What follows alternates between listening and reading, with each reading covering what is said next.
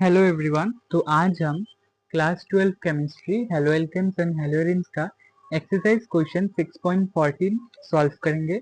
हमें बोला गया है write the structures of the major organic product in each of the following reaction. हमारे पास कुछ रिएक्शंस हमें दिया हुआ है, हमें इन सब का मेजर प्रोडक्ट का स्ट्रक्चर बनाना है। तो सबसे पहले हमारे पास है एल्काइल हैलाइड। ये पूरा का पूरा हो गया हमारा R, और ये Cl क्या है, हेलोजन है यानी कि X। तो ये हो गया RX। इसके साथ हम रिएक्शन करवाएंगे सोडियम आयोडाइड का इन द प्रेजेंस ऑफ एसीटोन और हीट। ठीक है, तो ये कौन सा रिएक्शन है, ये है फिंकलस्टीन रिएक्शन या फिर हेलोजन एक्सचेंज रिएक्शन। तो यहाँ पर क्या हो जाता है, हेलोजन एक्सचेंज हो जाता है, यानी कि क्लोरीन की जगह पर आ जाएगा आयोडीन और आयोडीन की जगह पर आ जाएगा क्लोरीन। तो ये Na और Cl मिलकर NaCl बनाएगा, सोडियम क्लोराइड बनकर निकल जाएगा, और ये आयोडीन इस वाले ग्रुप के साथ मिलकर प्रोपाइल आयोडाइड बनाएगा या फिर आयोडोप्रोपेन का फॉर्मेशन करेगा। तो क्या होगा इसका स्ट्रक्चर, बिल्कुल इजी है, सिर्फ इस वाले ग्रुप के साथ हमें आयोडीन जोड़ देना है, यानी कि CH3 CH2 CH2I और साथ में NaCl, और ये क्या होगा हमारा मेजर प्रोडक्ट। आई होप आपको समझ में आया होगा। अब देखते हैं सेकंड पार्ट। सेकंड रिएक्शन है हमारे पास ये, इसको अगर हम खोल के लिखेंगे तो ये स्ट्रक्चर ऐसा होगा। इस C पर 3 CH3 लगा हुआ है, यानी कि 3 मिथाइल ग्रुप लगा हुआ है और एक ब्रोमो ग्रुप लगा हुआ है। इसको हम ट्रीट करेंगे बेस के साथ इन द प्रेजेंस ऑफ एल्कोहल, जो कि यहाँ पर इथेनॉल है, और हीट करेंगे। तो क्या होगा, इथेनॉल की प्रेजेंस में जब भी हम कोई बेस के साथ एक एल्काइल हैलाइड को ट्रीट करते हैं तो होता है बीटा एलिमिनेशन, यानी कि बीटा हाइड्रोजन एलिमिनेट होकर एल्कीन मिलता है। ठीक है, तो ये हमारा हेलोजन है। हेलोजन जिस कार्बन से जुड़ा हुआ है वो होगा अल्फा और इसके पास वाला होगा बीटा। ठीक है, तो ये भी बीटा होगा। तीनों बीटा कार्बन सिमिलर है तो किसी एक से रिप्लेस करने से ही हो जाएगा। तो हम इससे करते हैं, एक हाइड्रोजन हटा देते हैं और वो हाइड्रोजन OH के साथ मिलकर वाटर बना लेगा, K और Br मिलकर KBr बना लेगा, और यहाँ पर क्या हो जाएगा, डबल बॉन्ड आ जाएगा। ठीक है, तो ये स्ट्रक्चर ऐसा होगा CH3 C double bond CH2, इस वाले कार्बन पर CH।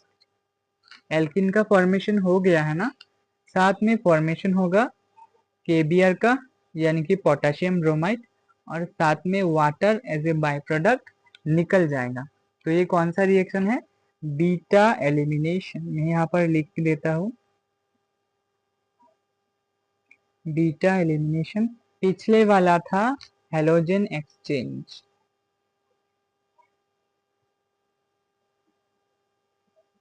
या फिर जिसको हम फिंकलस्टीन रिएक्शन के नाम से जानते हैं। अब देखते हैं थर्ड पार्ट।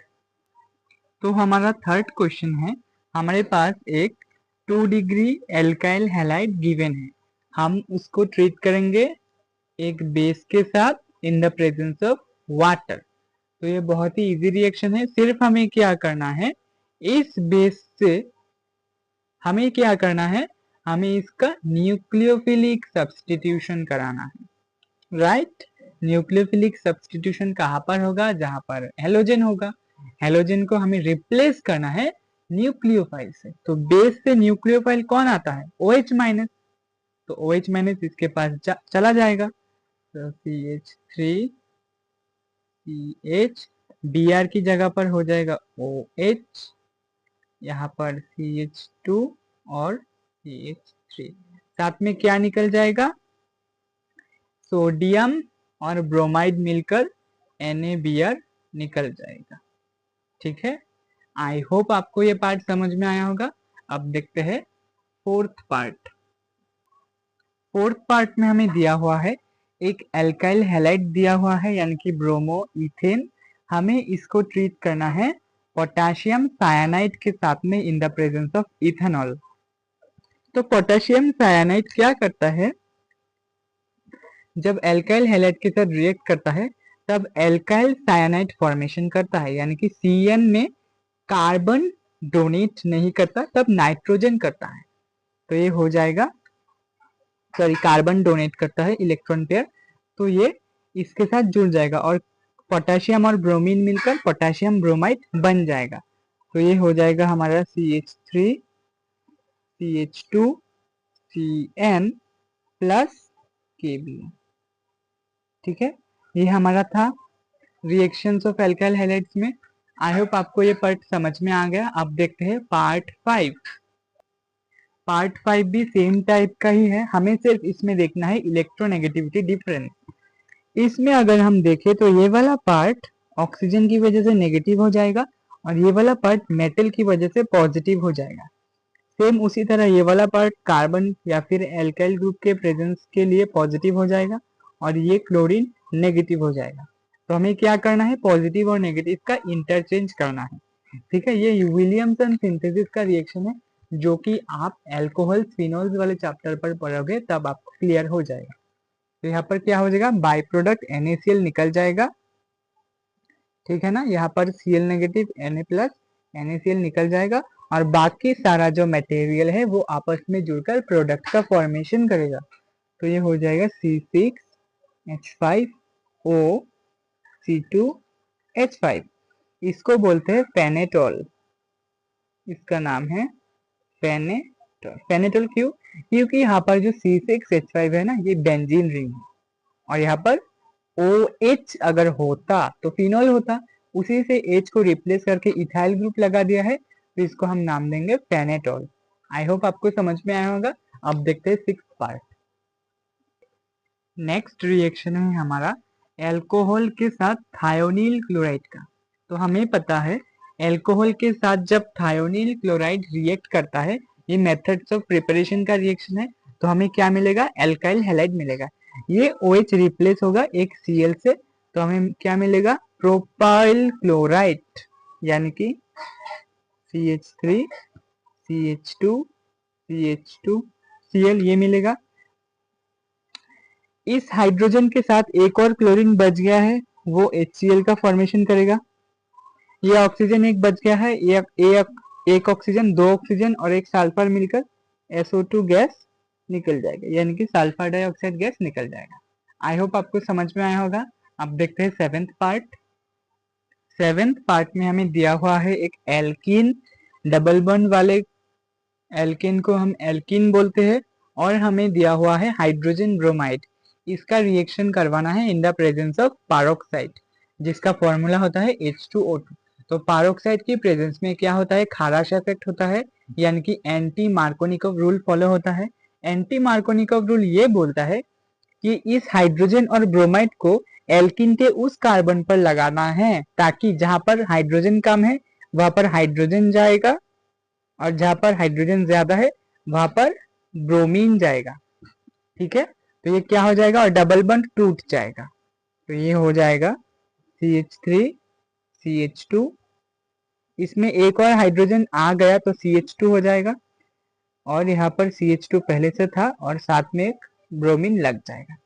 ये बोलता है हमारा एंटी मार्कोनिकोव रूल या फिर Kharasch effect in the presence of peroxide.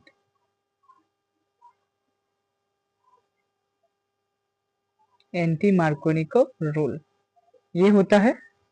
8th part भी सेम जैसा ही है, ये सिर्फ सेम रिएक्शन ही है, हमें एल्कीन दिया हुआ है और हाइड्रोजन ब्रोमाइड दिया हुआ है, लेकिन यहाँ पर पारोक्साइड नहीं दिया, तो ये एंटी मार्कोनिकोव रूल ना होकर मार्कोनिकोव एडिशन होगा। मार्कोनिकोव एडिशन,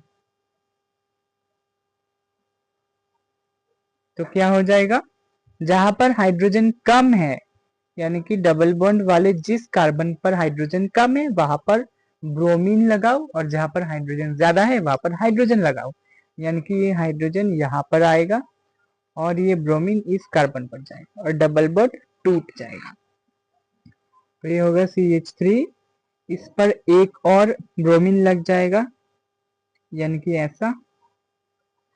यहाँ पर सॉरी ये हाइड्रोजन ज्यादा है ना, तो हाइड्रोजन लग जाएगा, और यहाँ पर होगा सी, यहाँ पर ब्रोमीन लग जाएगा, CH3 पहले से था, यहाँ पर CH3 हो जाएगा।